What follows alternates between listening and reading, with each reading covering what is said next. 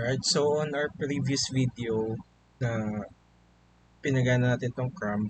So, ngayon, paano naman siya i-download? First, kailangan mo ng Steam. So, dapat may account ka here. So, ito yung website ng Steam. You can download it and create or sign up for a new account. And you have to purchase this application. So, para mabili mo siya, punta ka lang ng store. Then, look for Crumb. So, ang price niya is, as of creating this video, is 304.95 pesos. So, bibilin mo siya.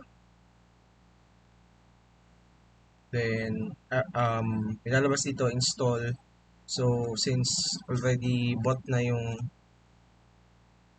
software na to, and installed na rin, so, play now na lang siya. So, pag click ko yung play now, mag-start yung ating application. Right? So, dito lalabas yung mga previous design, kung may create ka or may mga save designs ka. Then, meron din siyang quick start guide. If you want to explore more about this application, then meron din siyang examples. So, for the examples, meron siyang resistors, capacitors and inductors, battery level, transistor logic, LCD display, sound, shift register, latches, 4-bit register, EEPROM programmer, and then meron din siyang Arduino.